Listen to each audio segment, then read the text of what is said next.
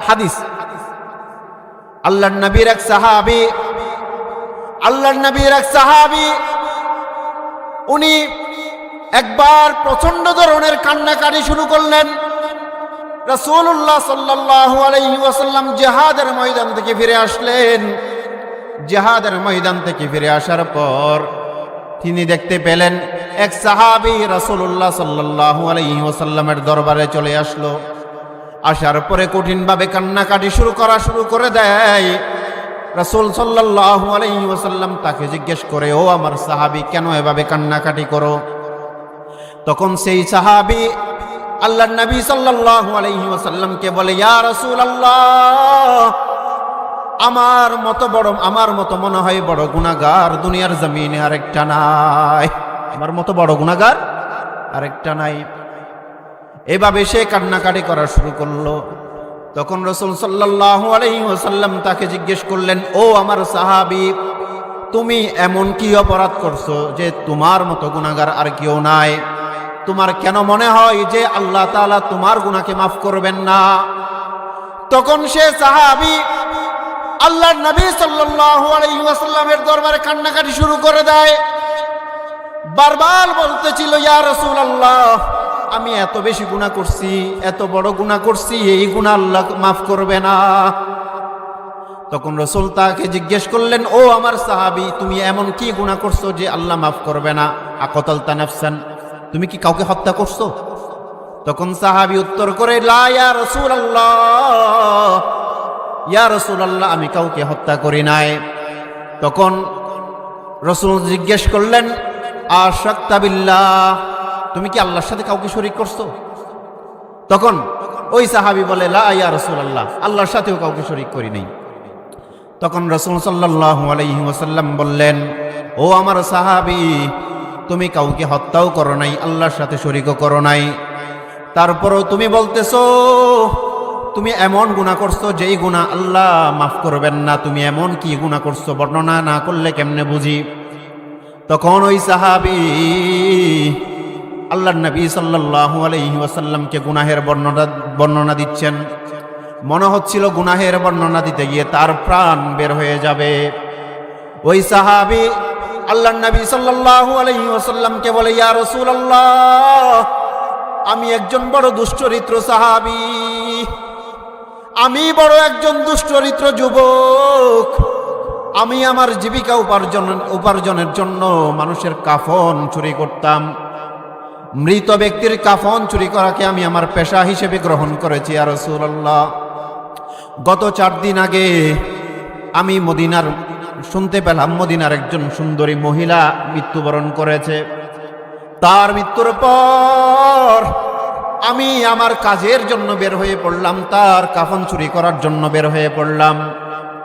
ইয়া রাসূলুল্লাহ, আমি যখন তার খবর খনন করে তার শরীর থেকে কাফনের কাপড়গুলো বের করে ফেললাম, কাফনের কাপড়গুলো বের করে আমি চলে আসার মুহূর্তে হঠাৎ করে আমার গাড়ে শয়তান সওয়ার হলো।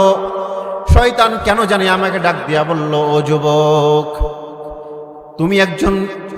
তুমি একজন যুবক, সামান্য কাপড়ের টুকরা নিয়ে কি তুমি বুঝ হয়ে যাবা, সান্ত্বনা পেয়ে যাবা? একটুখানি কবরের দিকে তাকাইয়া দেখো, সেখানে দুনিয়ার সবচেয়ে সুন্দরী নারী সেই কবরে শায়িত আছে। কবরের মধ্যে সবচেয়ে সুন্দরী নারী শায়িত আছে।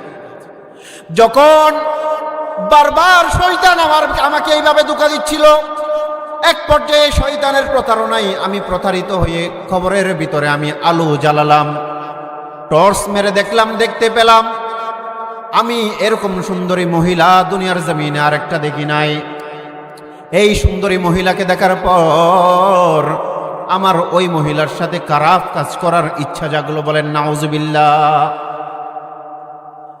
ওই সাহাবী বলে, ইয়া রাসূলুল্লাহ, আমি যখন ওই সুন্দরী মহিলাকে দেখলাম কবরের ভিতরে লাশ অবস্থায়, আমি তার সাথে জিনাহে লিপ্ত হওয়ার জন্য আকাঙ্ক্ষা পোষণ করলাম।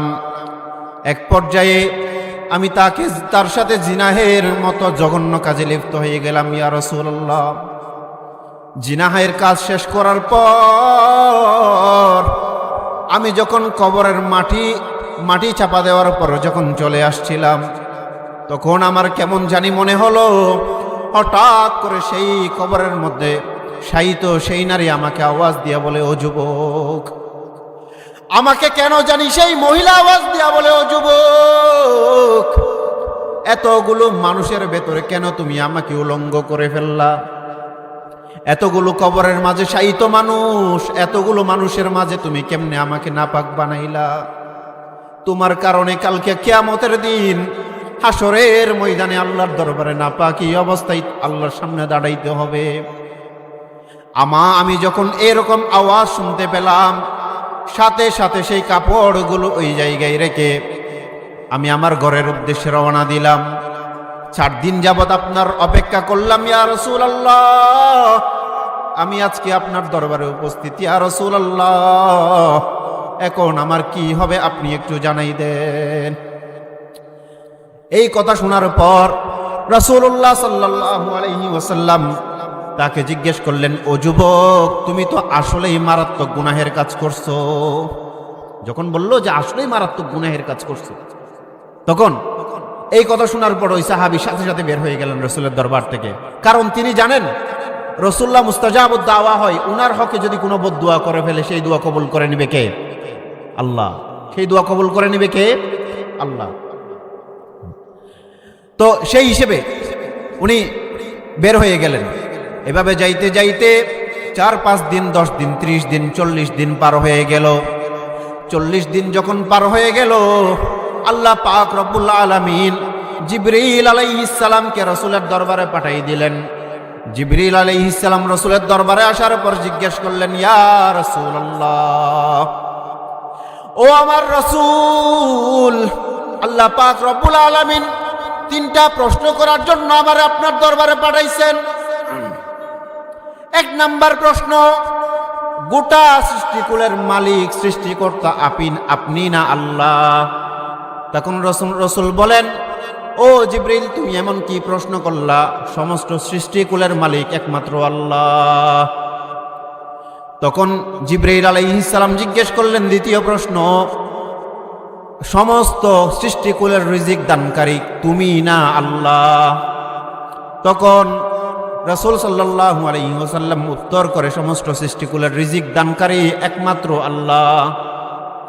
তখন তিনি 3য় প্রশ্ন করলেন, ইয়া রাসূলুল্লাহ, আপনি আমাকে জানাই দেন সমস্ত সৃষ্টিকুলকে ক্ষমাকারী আপনি না আমার আল্লাহ? তখন রাসূল সাল্লাল্লাহু আলাইহি ওয়াসাল্লাম বলেন, সমস্ত সৃষ্টিকুলকে ক্ষমাকারী একমাত্র আল্লাহ। তখন জিবরিল আলাইহিস সালাম বললেন, আপনার কি মনে আছে 40 দিন আগে আপনার এক সাহাবী আপনার দরবারে গুনাহের কারণে আসছিল? তখন বললেন যে হ্যাঁ, আমার মনে আছে। তখন তিনি বললেন যে তুমি ওই সাহাবীর ব্যাপারে খোঁজ খবর নিয়েছিলেন আপনি? তখন রাসূল বললেন, না না, আমি ওই সাহাবীর ব্যাপারে আর খোঁজ খবর রাখি নাই। তখন জিবরিল আলাইহিস সালাম বলেন, ইয়া রাসূলুল্লাহ, আপনার দরবার থেকে চলে যাওয়ার পর ওই সাহাবী আল্লাহর দরবারে এইভাবে কান্না করছে, কান্না করতে করতে তার চোখ থেকে পানির বদলে রক্ত বের হয়েছে, এবং ওনার এভাবে তওবার কারণে আল্লাহ পাক রব্বুল আলামিন তার এই জঘন্যতম গুনাহকেও মাফ করে তাকে জান্নাতের অধিবাসী বানাই দিয়েছে। মুহতারাম হাজরিন, বলছিলাম জীবনে যত বড় গুনাহই করি না কেন, আল্লাহর দরবারে মাফ চাইলে আল্লাহ মাফ করে দিবেন।